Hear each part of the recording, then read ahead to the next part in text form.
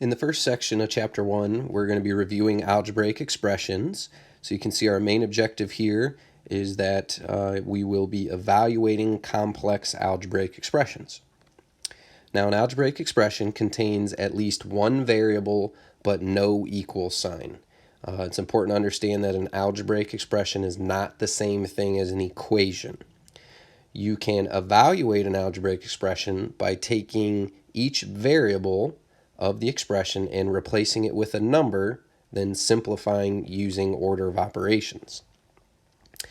At the bottom of your screen here, we have an example of an algebraic expression typical to our course, and there are different pieces of the algebraic expression that we want to identify here. Okay, notice there are four words: variable, coefficient, power or exponent, and constant. These are terms that we will typically use throughout the course. The first one, a variable, I think we're all pretty much familiar with at this point. We know a variable is something in mathematics that represents an unknown quantity. Typically in algebra, we represent it with a letter. So here we see the green X in the first two terms of this expression. That's our variable. So we're going to select the word variable. We're going to go to the top right-hand part of our screen. We're going to select the paintbrush. That's our formatting palette. And if you're not on text, make sure you highlight text at the top there, and then we can change our text color. We're going to make that green. Okay. Next phrase or term there is coefficient. Coefficient is going to be a number that multiplies a variable within a term. So we have two coefficients in this particular expression. They're the numbers of 4 and 3 that you see in blue. Highlight coefficient, back to the paintbrush in your top right corner. Select a color of blue. I think everyone in Algebra 2 should be familiar with a power or exponent already. We know that powers and exponents really just represent repeated multiplication. So we see that x is being raised to the third power in our first term, and in the second term, x is being raised to the second power. So the numbers of 3 and 2 are our powers in purple.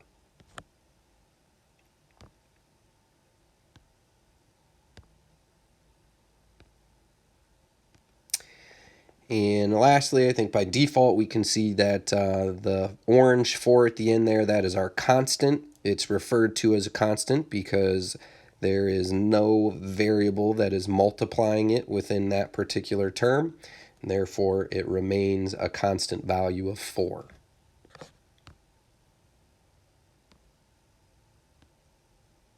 Change it to orange. All right, as mentioned a minute ago, we are asked to evaluate algebraic expressions. So here we have two examples to help us with that. Our first example's fairly basic. We have the expression of s squared minus t, and we want to evaluate that knowing that s equals 5 and t equals negative 1/2. Now when I evaluate, I plug those values that are given to me in for each variable, and I think it's good practice to do so by utilizing parentheses. So s, we're going to replace with a 5, use parentheses. That's going to help us keep track of signs and our operations. And then we're subtracting it by the value of t, which we know to be negative 1/2. Now we simplify using our order of operations. I'm actually going to do two things at once here. I'm going to take 5 squared, which is 25, and minus negative 1/2. That would be the same thing as adding 1/2. I'll get a common denominator now. 25 changes to 50 over 2. 50 over 2 plus 1/2 gives us 51/2.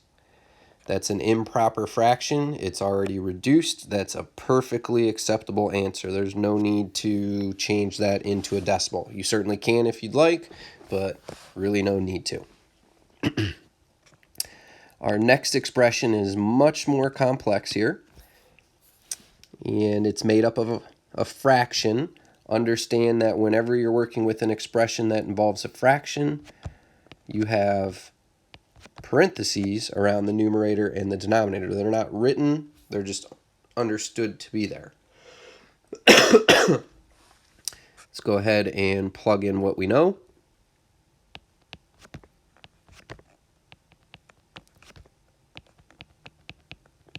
Once again, notice I'm utilizing parentheses as I substitute in. That's a good habit to get into.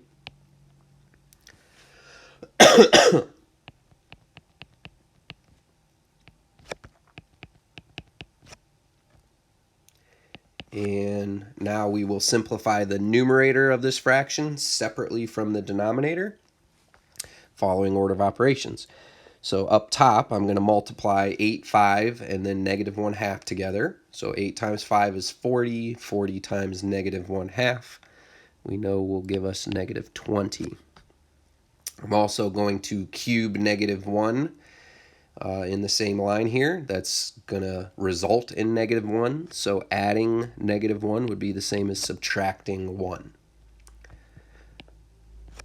In the denominator, I need to take negative 1/2 and square it. Whenever you're working with a fraction being raised to a power, the power applies to both the numerator and the denominator of the fraction. So if we think of that numerator as negative 1, when you square that, it'll result in 1. In the denominator, you have 2. Squaring that, you'll get 4. All right, and we'll add 5 to it, which will require a common denominator. So let's change 5 to 20 over 4. Okay. All right, now negative 20 minus 1 up in the numerator gives us negative 21.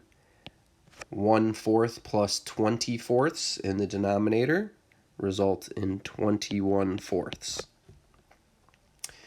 Once we get here, a lot of times I see students struggle.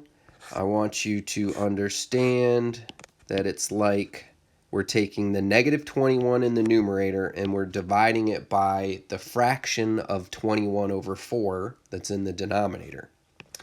And we know that dividing by a fraction is the same as multiplying by its reciprocal. The negative 21, how about I treat that as negative 21 over 1 as well? All right, now I can do some reducing.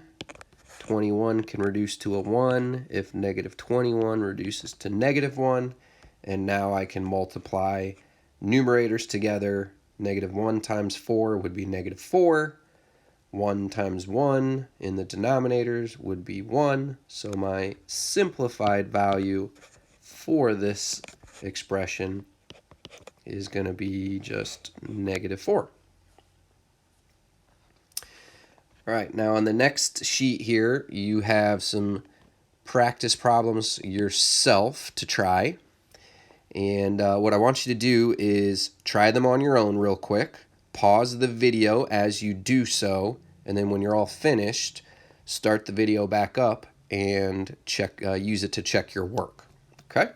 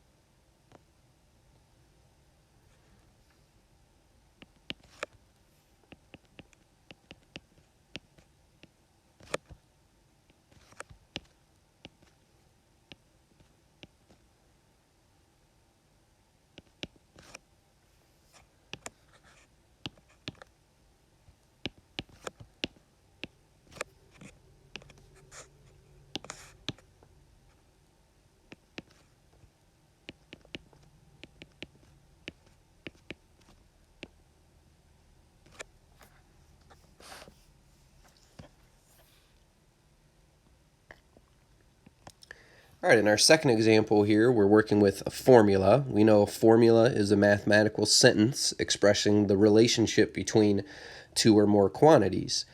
And in this example, we're asked to find the area of a trapezoid. Now understand, when you're working with a formula, you are simply just evaluating an algebraic expression. So the formula for the trapezoid here has been given. Area is equal to 1/2 times height times the sum of the two base lengths. All we're really going to need to do in order to find the area of this trapezoid is evaluate that algebraic expression. Okay, so let's fill in what we know from the picture. The 1/2 is a fixed value in the formula. H represents the height. That's this guy right here. So I'll substitute an 8 in for H. And then doesn't matter which one you represent as base 1 and base 2. I'm going to call this one base 1, this one base 2.